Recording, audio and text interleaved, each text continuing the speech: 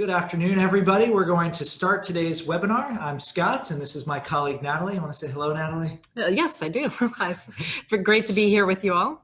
Natalie and I have been colleagues. We realized in January it will be 15 years that we have been working together. This is the first time that we, I think, have ever done a webinar together. That's right. Very exciting. Yeah, so we're going to have some fun today. We're going to talk about the HBR article that Natalie and I co-authored along with two other colleagues, Paul Cobbin and Rahul Nair, breaking down the barriers to innovation. And Natalie and I are going to take turns as we go through this, as we try to help you think about what it takes to build a culture of innovation inside your organization. We're going to try to make this interactive. There are going to be a couple poll questions that we'd love for you to answer. We're going to give a couple breaks where we're going to take Q&A. Just a little bit of housekeeping notes you can see on the screen here. We are recording the webinar. You will get a link so that you can share it with your colleagues, or if you loved it so much the first time that you want to listen to it again and again and again, you'll be able to do that. We have muted your lines. If you do have questions, go into the Q&A tab on the Zoom bar. It's at the top of my screen. It might be at the bottom of yours, who knows, and go type in your question. Natalie and I will try to get to as many of those as we possibly can. Finally, when we do the poll questions, remember that you should click the submit button so that we can have your voice heard as we go through the conversation. So with the housekeeping done, I'm going to turn it over to Natalie to talk about what a culture of innovation actually is. Natalie. Great. Thank you, Scott.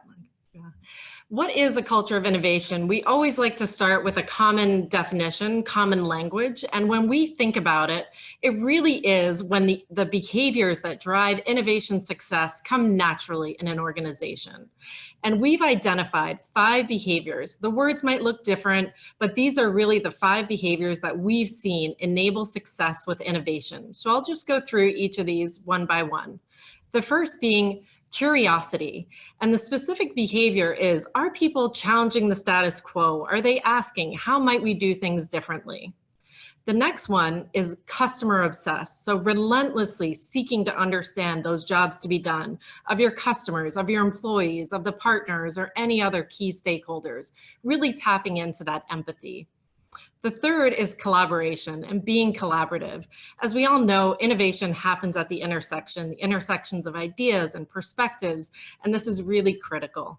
The fourth is adept at ambiguity. All good innovators are very good at saying what needs to be true for this to be successful, and then they run experiments to test that and quickly learn and adapt. And the last one, really critically, is empowered. So in order to have innovation, you need to do something different that has impact. The key word there really being do. So how do you get that idea off of paper and into reality?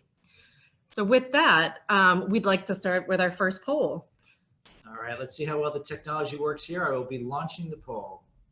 So Natalie, tell us what we're polling about here. Yes, so we are polling to understand, does your organization have, as we've defined, a culture of innovation? Are you seeing these 5 behaviors? And anywhere from definitely not to definitely yes. Just curious to see, looks like the poll results are coming in and we've got a mix. So some things going well and definitely some room for improvement. It's interesting. We've gotten about 2/3 of the people to vote already. So let's see if we can now figure out how to display this to you. Yeah. So there you have the results on your screen. So overall, this is a crowd that looks pretty good, Natalie. I think if I were to try to quickly calculate the score there, it's maybe a 3.2. Yeah, so a lot of things going right, but still some room for improvement. And how do you think this compares, when you're out in the field, when we're talking to clients, how do you think most clients answer this question? I think this is a pretty optimistic group that we have here. Yeah. So I'd say we're leaning more towards the not rather than the yes. Yeah, I'd say my experience is exactly the same. And of course, we probably have a biased sample of people who have come to join us today. Yeah. But it has been a real mystery for me about why this is such a struggle. Because the behaviors that Natalie described, those behaviors on their own don't sound all that difficult, right? So let me show you a picture. Get back to the slides here. There we go. So let me show you a picture to reinforce why this has just been something that I find so curious, that this is a challenge inside many organizations. The picture here are my 4 children. So I have a 14-year-old boy, Charlie, a soon-to-be 12-year-old girl, Holly, an 8-year-old boy, Harry, and then my lovable 3-year-old, Teddy. And I've watched these kids, and these kids just naturally, like all children, follow the behaviors that Natalie described. They're curious, they're adept in ambiguity, they're experimenting. No one has to tell them to do something, they just do things. So why is it, I've wondered for a long time, is it so easy and natural for kids to follow these behaviors, but so hard for us to do them inside organizations? This has been a puzzle to me. So I'd be curious now to get your answer to our second poll question.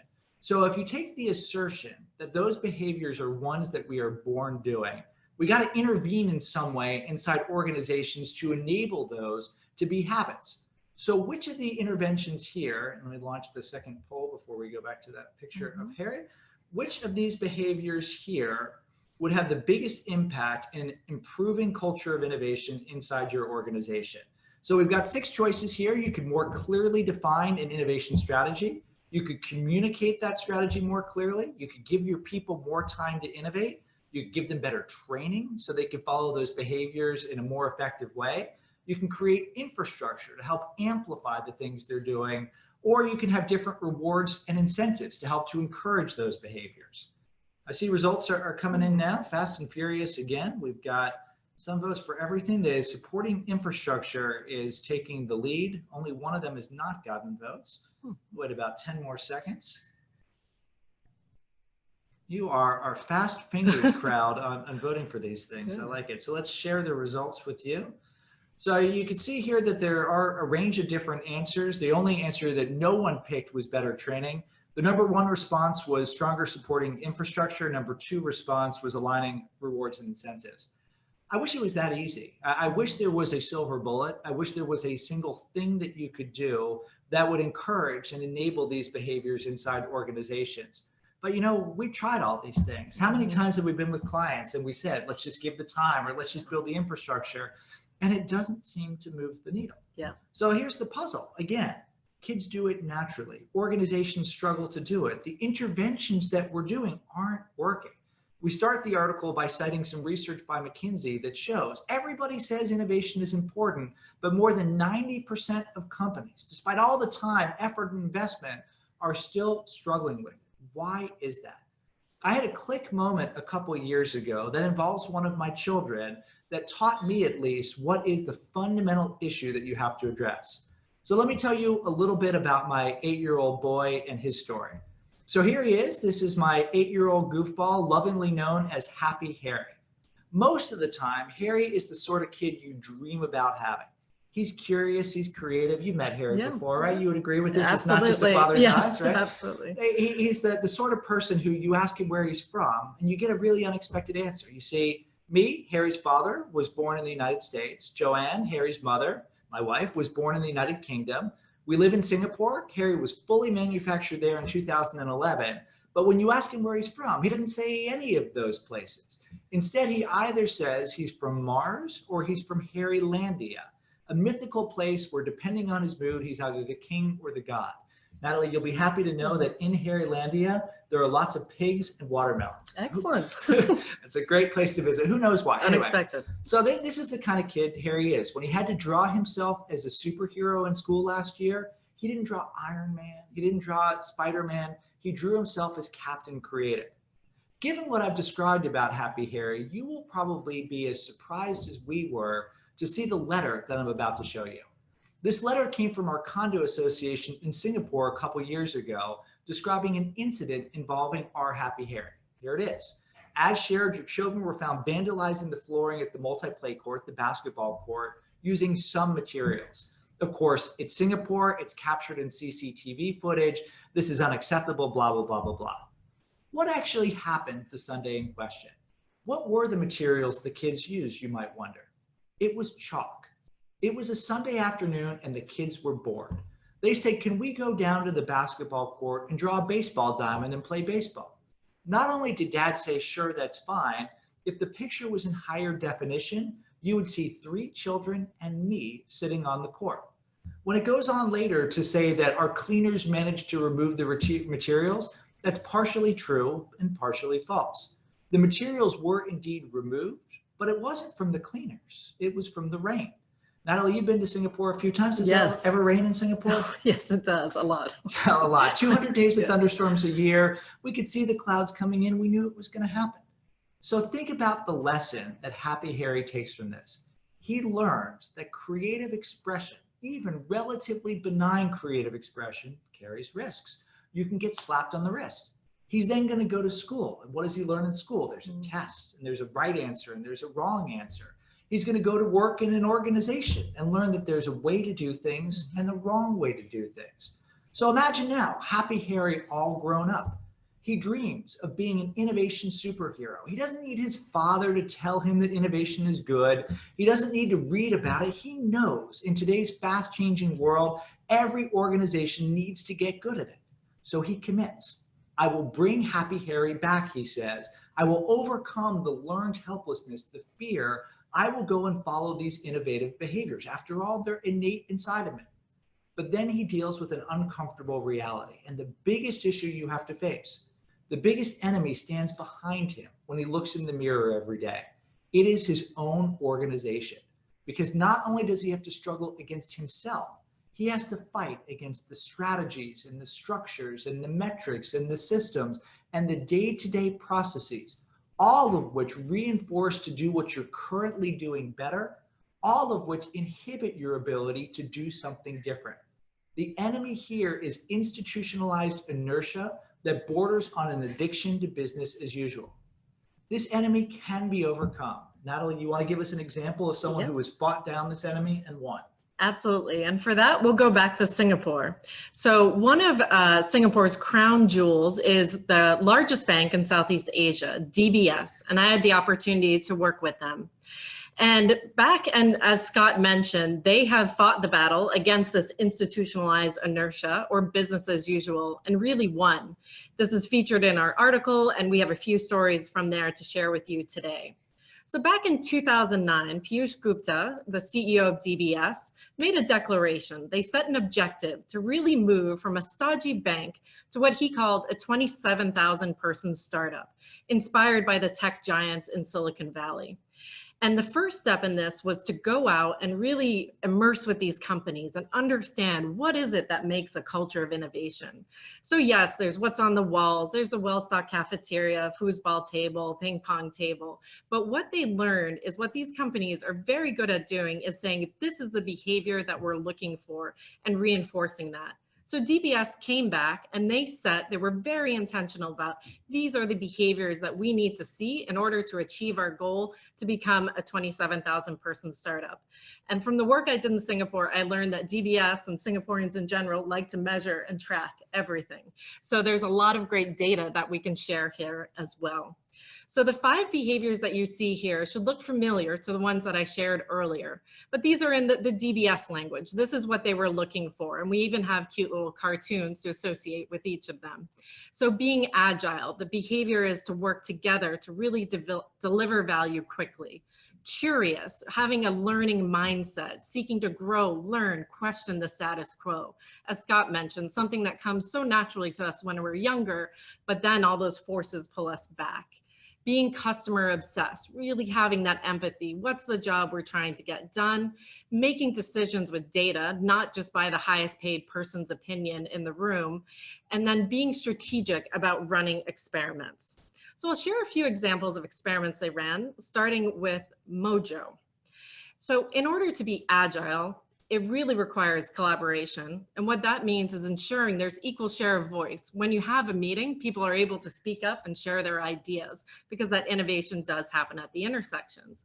So DBS ended up starting with something pretty mundane, which is meetings, because they discovered there wasn't a whole lot of psychological safety. Equal share of voice was not happening. The highest paid person's opinion was kind of dominating the day. Meetings didn't start on time, end on time, decisions weren't being made.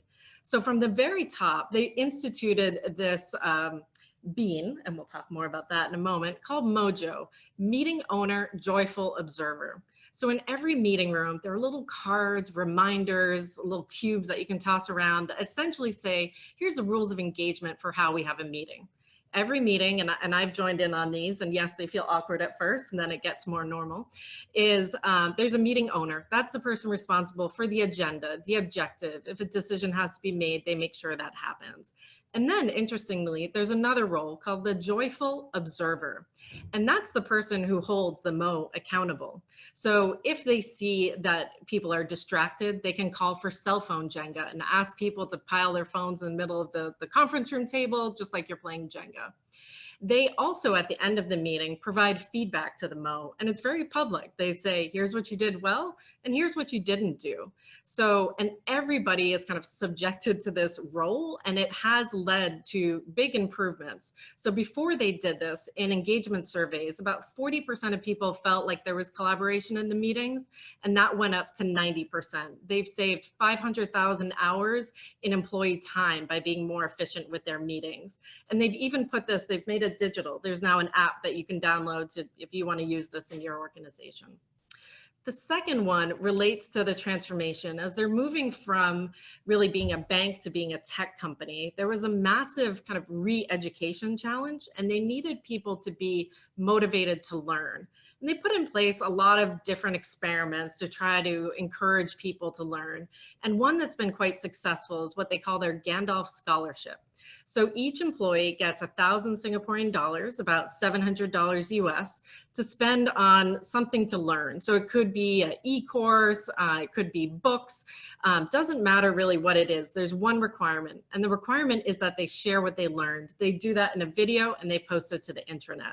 So in terms of success, great hit rates on the intranet, people are learning, but it unlocked something really interesting that they didn't expect. There was a latent desire as well as skill to teach. People loved teaching, and that was motivating them to go out and learn more. And the third story, I'm going to hand it over to Scott. He's more familiar with the raccoon. Now, before I talk about raccoon, which is a great story, yeah, I have a question for you. Yes. So Gandalf. Yes. Why is it called the Gandalf Scholarship? Great. I actually know the answer to the question, but I'm going to let Natalie explain it. Thank you. So as I mentioned, DBS went out on these immersions with the tech companies, and they set a goal for themselves to be one of these. And that's where Gandalf comes in. So they said, there's Google, there's Apple, Netflix, I'm going to skip the D, and then Amazon, LinkedIn, and Facebook. So as you can imagine, the D is for DBS. So they wanted to think about themselves. They did think about themselves as really peers to these organizations. So if you pull a little bit back from this, you begin to see what's happening here. So DBS says we have a future aspiration. We're moving from being a stodgy bank to being a 27,000 person startup to being a Gandalf company. There's an aspiration there. They're then really clear about the behaviors they're following, and then they're going directly at the existing habits, finding ways to shape those habits to encourage the new behaviors. So let me tell you the story of Raccoon. So to understand Raccoon, we have to take a very brief detour into a field known as chaos engineering. This traces back to Netflix. So Netflix, the most important thing for Netflix is that its servers never go down so that you can watch the movies and the programs that you love to watch. So Netflix created something called a chaos monkey, because you've got people from the outside that are trying to hack and attack Netflix all the time. The chaos monkey tries to do it from the inside, find ways to randomly try to take the servers down so you can build stronger, more resilient systems. DBS was inspired by this, so they created a chaos raccoon that goes inside its data centers. Then, as it was thinking about its behaviors, it said, we've got to go and address a challenge. We want to encourage people to be more data-driven. We want them to be strategic scientists. But inside meetings, as Natalie said, still too often people are just sitting there taking in information. They're not challenging. It doesn't feel safe to do it. So they said, let's bring Raccoon into meetings. Now at any material meeting, a slide pops up like the one that you see on your screen that gives freedom for people in the room to say, what's the biggest assumption? What's the biggest risk? What's the piece of data that we don't have? By having this ritual now, where in every meeting that matters, this is discussed, it creates an environment where people are much more strategic about dealing with the uncertainty that characterizes today's world. So that you can see there are ways that DBS has very thoughtfully gone and intervened to try to encourage the behaviors that are the foundation of its cultural transformation. And there's a pattern here. As we looked at what DBS has done, and as we have looked at dozens of different examples of ways that other organizations have gone to address these day-to-day habits, and I won't go through the images here, they're discussed in more detail in the Harvard Business Review article, you see something in common with each of these things. You heard Natalie say before the word bean. These are all examples of beans. What is a bean, you ask? A bean is a behavior enabler, artifact, and nudge. The behavior enabler is a direct way to encourage habit change. Remember, the enemy is institutionalized inertia. Habit change, we know from the behavioral psychology literature, is incredibly hard. The behavior enabler is a direct way to simplify it. So you heard Natalie say there's an app for Mojo, there's a checklist for Mojo, there's a ritual for Mojo, all things that make it easier for people to do something different. I'll go to the end now to talk about the nudge. The nudge is an indirect way to encourage and enable behavior change. The Joe sitting in the meeting, that's a nudge, because the Mo knows that the Joe is there. The Mo knows that the feedback is coming. They don't have to do anything, but they encourage people to act in different ways. This is what a good nudge does. It gets you to do something without you thinking about it. It might be gamifying things. Everyone at DBS gets a report that shows how well they're doing in their meetings. And of course, you never like to be the person who's below the line. It makes you want to do more. Then the connective tissue between the two is the artifact. This is the physical or digital reminder to help to reinforce the behavior change. You saw the cubes of Mojo that were there. You saw the image of Gandalf and his staff as part of the Gandalf Scholarship. There are other examples where people will give out prizes or create screensavers. Now, a bean isn't one of these things. It isn't just a behavior enabler. It is the combination of a behavior enabler plus an artifact plus a nudge, drawing from the behavioral psychology literature, hacking habits, overcoming barriers, and encouraging the behaviors that drive innovation success. So let's take a pause here, Natalie, and let's see if we've got any good questions from the audience or even bad questions from the audience. Let's see, we've got a few in here. We've got a question from Benjamin, who's typed his name in, that said, will you make the slides available? Will we make the slides available? Yes, we will. We'll make the recording available. Yes. Yes, and Tanya says, aren't we biased because we're here? Yes, of course. There's bias in everyone, and we introduce bias by the questions we ask and all that. So we've gotten the easy questions done. If you do have a question, by the way, go to the Q&A tab that should be on your Zoom taskbar and go and type it in. We're going to get a couple real questions now, and we'll take any other ones that come in a little bit later in the webinar. So let's see. Natalie, this is a good one for you. Okay. You started the DBS story by talking about Piyush Gupta. So we started with a CEO. How important is the CEO in driving culture change? What do you think? I say very important. It is very important that leaders are role modeling the behavior change that they're seeking.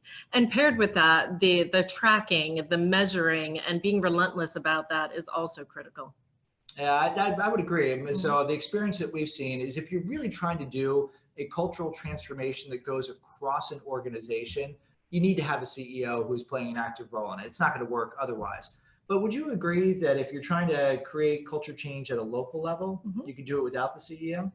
Absolutely. And I think what's really great about this work is it's very approachable. So we've given you the behaviors. There's a lot of stimuli of different beans that you can put into practice.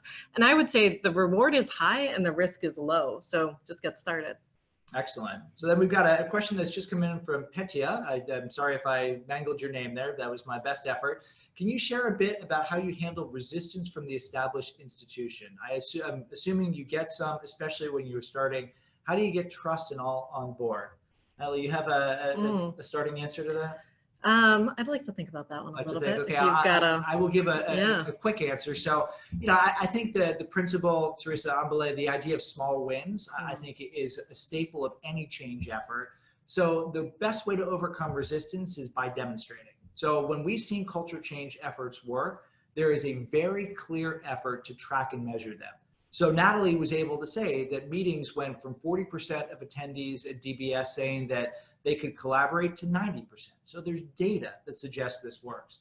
They can show that they saved 500,000 hours. So you go and find the pocket where you can start, you demonstrate, you get the data. And that is the #1 way, I think, to overcome resistance. Yeah, I think just to build on that and to build trust, if you're encountering that resistance, is to find the pockets where it's working already. Like, I'll bet that you've got some beans probably already in your organization, but just haven't had the language to talk about it. So finding those areas where this is already in place and say, look what you're doing, you're already getting results here. Here's a way to systematize that and really bring it to the rest of the organization. So here's a good question. This is a question from Chris. I think we're going to go for, just looking at the time, Okay. we'll take Chris's question and one more now, and we'll then try to catch some other questions during our next question break. And if we don't get to any of your questions, we'll follow up individually with you. But Chris's question is interesting. Can you share some failures you've had working with companies on innovation behavioral change and your lessons learned? So I'll start with Great. one. And Natalie, I wonder if you have one that you've got in your mind too. I'll take you back in time about a dozen years now. So we were working with a large consumer healthcare company, and we didn't quite have the language we do now. So we didn't know it was a culture project, but that's what it was. They said, essentially, there's lots of digitization coming to our world. We need to be more innovative. How do we go and make this part of our culture? And we went and made a range of suggestions to them that said you had to have a different strategy. You had to change the things that you did. You had to go and structure in different ways, et cetera. And the company said, gosh, that sounds complicated. There must be a simpler answer. So they removed us as consultant of record and brought in a creativity consultant who gave them what seemed like a simpler answer. Spandex, the creativity consultant said. Have all the top leaders dress up as innovation superheroes to show the organization it is a new day when it comes to innovation. Predictably, this had no impact. The only thing this company is happy about today is this happened before the era of the ubiquitous camera phone. So there's no photographic proof that their senior leaders all made fools of themselves. What do I learn from this? There's really two things here. Number one, this is hard work. There is no silver bullet. There is no shortcut. Spandex is not going to be the only thing, or not going to be enough to get you to change. Number two, it can feel overwhelming in the beginning. I think the mistake we made is we made the change just sound too big. And we didn't have the tool then, we needed something like a beam to say, here's something that you can start, begin to progress, and then start to do the other things. Totally agree, and very hard to add to that story. The only thing I would share is I think sometimes, given our academic roots, we love theory, we love frameworks, we love writing, and sometimes this isn't all rational. It really is tapping into emotions and behavior. So I think sometimes we can maybe overcomplicate what doesn't need to be complicated. So back to your point around small bets, how do you start small? Great. So then last question from someone who's either named anonymous attendee or didn't type in their name. I'm guessing it's probably a real person, but did they, and I'll take the they here as DBS, did DBS offer training sessions where people can practice and learn these behaviors in a safe manner that is non-threatening? So more broadly, what is the role of training when you do something like this? Yeah, actually I love how DBS actually handled this with their innovation team. I'll share that story, Please. Which is DBS had an innovation team, and they were really much, the mandate was very open, but the only thing was they couldn't do the innovation. I thought that was just really cool, because you're saying, let's go out and just support the people who are doing this work. And it's training, but it's training when you really need it. So that's an example that really resonated with me, and I think was very effective. And again, this is, you don't change culture. You know, the metaphor that people often use is the iceberg for culture. Right. You're not going to change culture overnight. You got to recognize it's hard work. You don't change habit overnight as an individual, and you're doing this inside a complex system that has lots of different factors working together. So the being is a tool, the training to help support, the ability to have people who are masters who can train, blah, blah, blah, blah, blah. All of that is really important. Yeah. Okay, we're going to, I hope at least, have another chance to pause for questions, but Natalie, let's go to another DBS story to show some of the ideas of beans in action. So tell us what the heck is going on in this picture. Yes, so let's go to DBS's Tech Development Center in Hyderabad.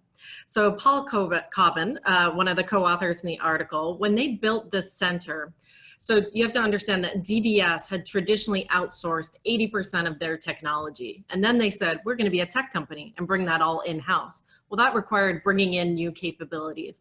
And so they built this center, and part of the intent, they were very intentional about the culture here.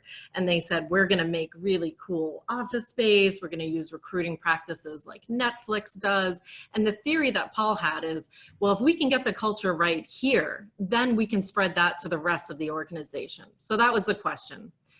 They turned the lights on, and the results were, because as we know, they measure everything, engagement is low. The mothership was really predominant when it came to culture. So things that were going on, the team there felt like they didn't have the context they needed to do their work. And so when we learned about the engagement being low, this was really the start of Innocight's collaboration with DBS and their culture team, which is their tech and operations team, to say, okay, what is underneath this low engagement, and can we put in place beans to make an improvement here? So that's the start of the story. So what did we do? Well, it started with some research. So looking through Glassdoor analysis, doing surveys, observing meetings, having the developers keep weekly diaries and going through that. And I touched on some of the blockers, but I'll just go through each of those and then talk about what they did. What was the enabler they put in place? So the first one relates to this concept of broken telephone. And that's that idea of not having context. So because the group in Singapore was used to working with technology vendors, they were saying, I've asked you to do something, go do it. The team there saying, I don't know what the heck the context is, what we're trying to achieve, or how we're working together here.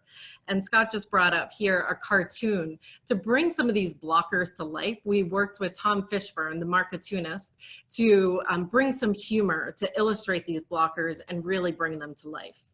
The next one, and that was also related to this order taker, order maker mindset, and this idea of just asking people to do so much. They call it this concept of, if you can click through, like lipstick on a pig, because they were saying, you're asking us to experiment, you're asking us to do all this, but we have to do our day job. Like, help me understand how I'm supposed to do this.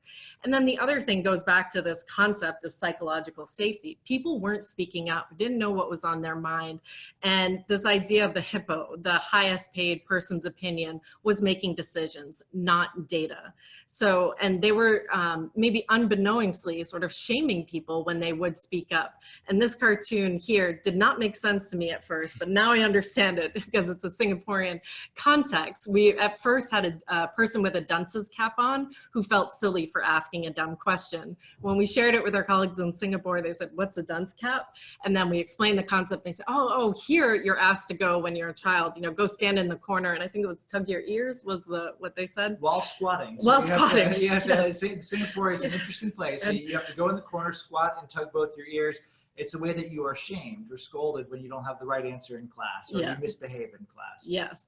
So brought those blockers to life and then started to run some experiments. So it started with 2 workshops, one in Singapore, one in Hyderabad, to really say, okay, now we understand the blockers. We brought in some stimuli, some beans from other organizations, and they workshopped this. So for example, for the lack of context, they drew inspiration from the business model canvas and called what we call a culture canvas. And so together as a team, they identified what is our goal and how are we going to work together. And it was kind of a ceremonial thing. Everyone would sign the canvas and it's placed in a very public place so that it is a reminder. The next thing that they did is a very simple thing called Team Temp. So at the start and the end of the week, they just would ask people 2 questions. You answer it on your phone, it's anonymous. How are you feeling between 1 and 10? And what one word describes how you feel right now? So what this did is gave people an opportunity to kind of speak up and for the team to understand what's not working, kind of building that psychological safety we've mentioned a few times now. And then in terms of the, you know, you're asking me to be agile, to learn, to be customer obsessed and do my job. Like, how do I do this all? They drew inspiration from Google and put in place the 70-20-10. So 70% of your time is focused on your job, 20% collaborating with others and helping, and 10% is really your own to own and learn. And we learned as we went through this journey that there is a pretty simple 3-step process that you can follow, anyone can follow, if you're trying to hack habits and encourage innovation behaviors. Step 1 is making sure that you clearly define what those behaviors are. So you saw the DBS behaviors. We got a little bit more granular to say what exactly those things look like in the context of Hyderabad. Step 2 is pinpoint the blockers. What are the things that are stopping you from following those behaviors? And what you're looking for here is existing patterns of behavior. Because some of the obvious things like, oh, we don't have time or we don't have the skills to do it, those aren't the real problems. The real problem is the institutionalized inertia, the existing patterns of behavior that you're trying to break. Step 3 then is to come up with the bean, the behavior enabler, artifact, and nudge. And sometimes these things start as seeds where you don't have all those elements. You might just have an artifact, and that's okay. But if you really want this to work, you want all three of those ingredients, the behavior enabler, the artifact, and the nudge together. So Natalie, did this work in Hyderabad? Obviously it did, or else we wouldn't be telling the story, but tell us about the end of the triumphant end of this story. Yes, the answer is absolutely yes. And as we know, they track everything. So engagement scores went up by 20%. Their focus on customer centricity went up, and they've been able to win some prestigious awards. Top 25 place to work in India by LinkedIn, and the other award, I forget the name of that one. I don't know the name of it either, but they won it. But they won it, yes. And so there continues to be work to be done.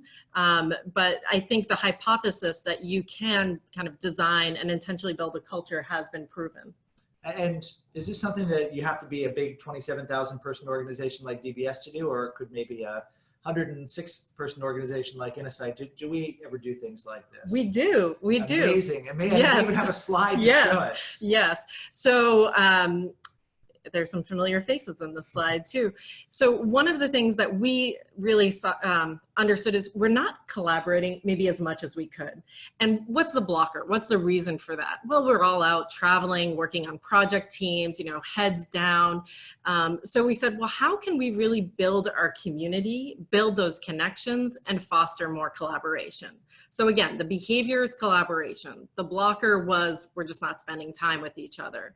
So the behavior enabler that we put in place is something we call First Fridays. So every month, well, actually we have 9 because we take a summer break and January is tough. We have a 2-hour meeting. And in this 2-hour meeting, it's open to the entire company. And we've got a ritual that we set. So people have come to understand that you come to the meeting and you eat, there's breakfast, unless you're virtual, in which case you're joining virtually. You're still allowed to eat. So you can still eat, yes. Not served to you. Mm-hmm.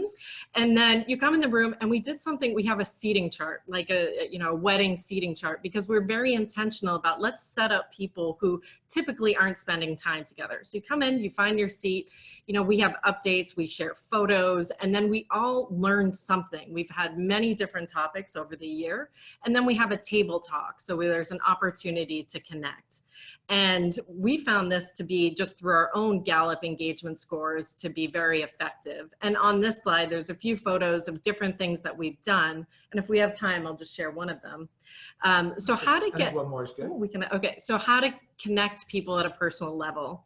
This is an idea that I borrowed or leveraged from a client and friend of mine, and it's using music to do this.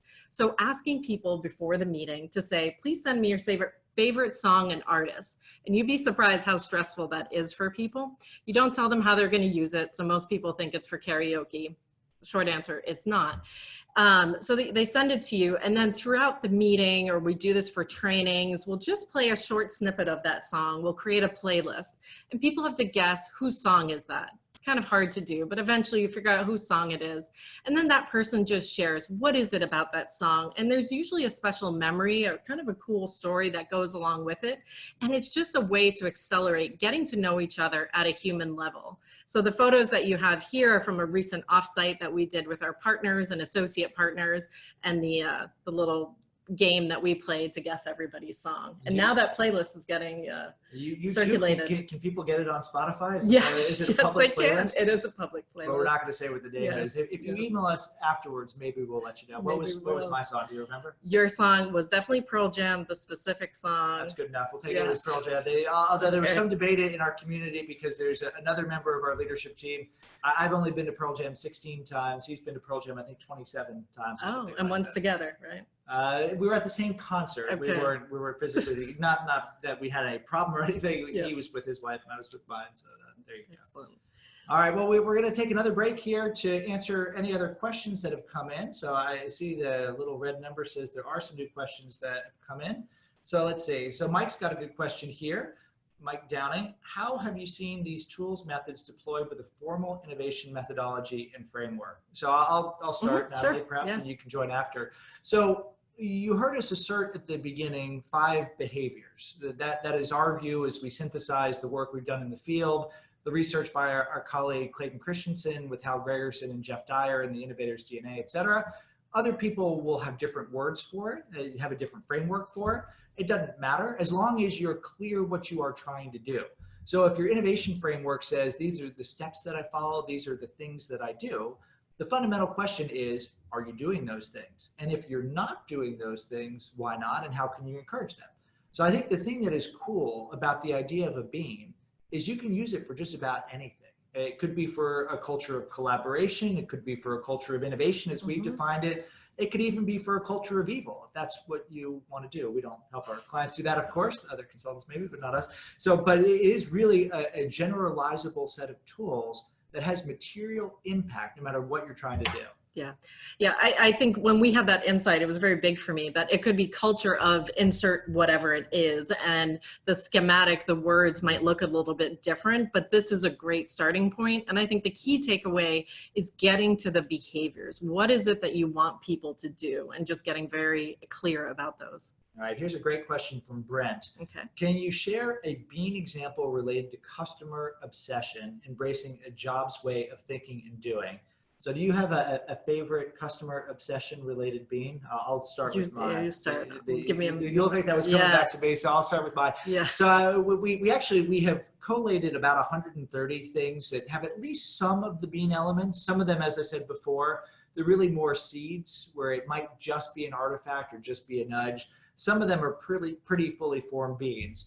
But one of the ones that I really like is a ritual at Amazon.com. So Amazon.com, one of its missions is to be the world's most customer-centric company. And there's a couple different things they do to encourage it. One ritual is the empty seat ritual. The idea is in every meeting, you leave one empty seat because the most important person, the customer, isn't in the room. Another ritual they have is the way that they pitch new ideas inside the organization. They don't create long, dense, boring PowerPoint slides that nobody looks at. Instead, they have people write a press release, the press release that you'll issue when the new product or service is launched. And that has to start with the customer and the problem that you're trying to solve. Having this ritual where people are writing memos and then not having them presented, but going to read them before you have a discussion about it with the customer in the center of the memo, that's an easy and powerful way to reinforce the idea of customer centricity. I've got one more example I could share. Oh, that's great. You want me to keep going? Keep going. Keep going. The last example I'd share, this is more of a program than a bean, but this is, I think, a classic one, is the consumer is boss movement inside Procter & Gamble. So this traces back to A.G. Lafley's first turn as CEO of that organization, starting in 2000 to 2009. He had been in Japan, he came back to headquarters, and he saw a company that in his mind had lost its way. P&G famously is consumer focused, but he saw that the company had turned inwards, where it was focused on meetings and documents and so on. So he said, how do I and my team turn the company around? It started with the slogan, consumer is boss. He would introduce the slogan by a stump speech like this. Ladies and gentlemen, imagine I'm A.G. Lafley. I would like you to meet your boss. You might think me, your CEO, that I am the boss. I'm not. You might think the board that can fire me. They're the boss. They're not. You might think the shareholders that pick the board, they're the boss. They're not. We have one and only one boss that matters, the consumer. We have to now understand that boss more deeply than ever before, because the decisions they make every day to buy, try, use, or not our products will make or break our company. Now, it wasn't just a slogan. They started programs called Live It and Work It, where everyone at P&G, from Lafley down, would regularly go into markets and work alongside, shop alongside, live alongside consumers. Not to try and push P&G products, but just to create that empathetic connection so they could understand the jobs that weren't being done well. You then follow this up by putting big pictures of consumers in all the halls as a way to reinforce. The artifact nudges you to think about the consumer and even do crazy things. Like in their baby care headquarters back in the day, they had a room where all the furniture was supersized. So you could imagine what it looked like to be a toddler going up to a chair. A very concerted effort to turn the company around and really drill down the idea of consumer obsession. It was a longer answer than I thought. That was a great answer. Yeah. All right, let's get one more question, and then we'll provide just a few parting thoughts. So this is interesting. This is not maybe a little indirectly related, but I think something worth discussing. So Tanya said, what I see happening is leaders discounting the impact of disruption, discounting the significance of it in their role. The question she asked is this typical? And then I would amend to that, what do you do about it? Yeah. So what do you think? Do leaders fully appreciate the degree of disruption going on in the world today? I think, just like you said, we've worked together for a long time. I think they are really appreciating. I think change is coming at an even faster pace. You know, some of the things we talked, 2020 felt so far away, and things like artificial intelligence, you know, they're coming or they're here. And so I would say that leaders do see this disruption, but I think the resistance comes honestly from like fear. What's made us successful in the past and will not work in the future. And we just don't know what to do or where to start. And it can be so overwhelming.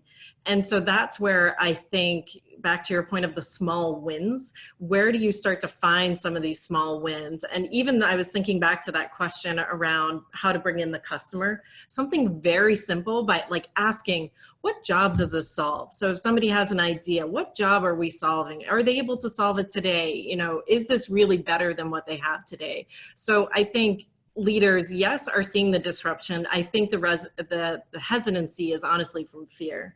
I'm curious your perspective. I think it's a great point. So I have an article I just finished up that will be in the March issue of the Sloan Management Review. It's a special issue that's dedicated to Clayton Christensen. Many of you will know he is Innocite's co-founder, and all the impact of his work. And the tentative title of the article is The Deceptions of Disruption, the lies that leaders tell themselves that make it hard for them to appropriately respond to disruption. Sometimes they don't see it, but increasingly they do, but they really struggle to overcome this fear. So one of the lies we talked about that links into DBS, so it's a good one to focus on, is our people just aren't up to the task. It'll be too hard.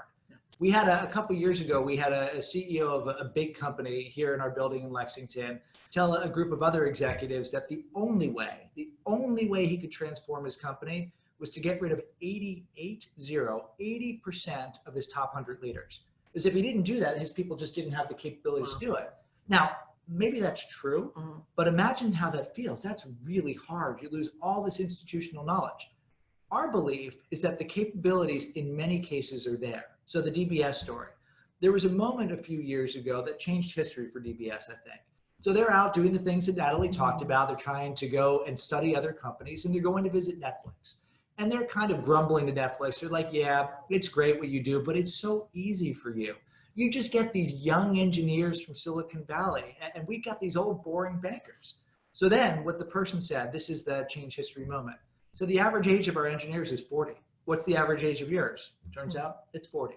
And then he said, we actually hire a lot of people from banks. We just get out of their way. So the idea there is the innovator is inside everyone inside organizations. It's not that you have to build it. It's just that you have to bring it out. I love that. It's a great story, and it's true too, which is, I think, really cool. Yeah. All right, so we've got about 10 minutes left, so we'll just do a couple things to close out. So we're going to, in our last section, we'll provide just a view of how to put what we've talked about here into context. We'll share, maybe each of us will share one of our favorite leadership tips and tricks. Sounds good. Yeah. And then I'll provide a parting thought. Yeah. So creating a culture of innovation, in our experience, there's 6 things that you have to do to make it work. We display this circular. It's not exactly in order, but these are the things you need to have happen. You need that evocative story of the future, the Gandalf company, the 27,000 person startup. If you look at Microsoft as another great example of recent cultural transformation, we're going to adopt a growth mindset. You've got something that captures people's attention about the future. You diagnose the blockers. You understand what are the things that are standing in the way of success. You implement the beans. You go and do things like Mojo. You do things like Raccoon to try to overcome the blockers and encourage the behaviors. You're not done then. You then have to hardwire it into your existing systems. We didn't talk about this at all at DBS, but it isn't just things like Mojo. It's changing incentives, changing the way it's structured, changing the way that it communicates, changing the supporting physical environment so that you hardwire that change. You have leaders show the way. You have Piyush Gupta acting as the mode during a meeting, getting feedback from a junior employee who told him he didn't do a very good job in a meeting. And then you make sure you track and measure your progress. This is a process enabled by Baines that works. It doesn't happen overnight. The DBS story is a 10-year story, and I think it's fair to say, Natalie, it's still a work in still process, a journey, yeah. But it does indeed work. So we collated then on this next to last content slide we collated some of our favorite stories, tips and tricks and things that we've seen leaders do to help drive culture change. Natalie, you want to start? You got a story here that you like, and then I'll do my story and then provide the closing thoughts. Sure. So the mannequin that you see over on the right, the bussies look to history. So we had the opportunity to talk to the Salvation Army. And I think the story here is when they have this museum, and when they look at history and they look at themselves, they say, we've done a lot of innovation. We've done a lot of things right. So how do you shine a light on that? And they have been very deliberate and intentional about this, and have this museum and have these artifacts. And it ties to this concept of appreciative inquiry, finding those bright spots and then expanding on that, because it's so much easier to start from something that you've done versus starting just totally new. I think it's a great example. The example I'm going to share here is Sir Chris Goes to School on the left side of the page. So a few months ago, I had the chance to visit the J-Hub, which you see behind here. The J-Hub is an innovation hub for a part of the UK military, the Joint Forces Command. Now, when I got the invite to go visit the J-Hub, I assumed I was going to go through 8 layers of security, my phone was going to be taken away, etc. But I show up in a WeWork facility in London, and everyone there is dressed like Sir Chris Deverell, who's pictured there, at the time a 4-star general who has been knighted. And I've actually seen the thing he got when he was knighted. It's quite cool. So you have something that looks like what you'd see in any startup company. So his view was, you have all these new technologies coming into the military, and our requisition process, the way that we get new technologies, it's built for the scale of a 27,000 person organization.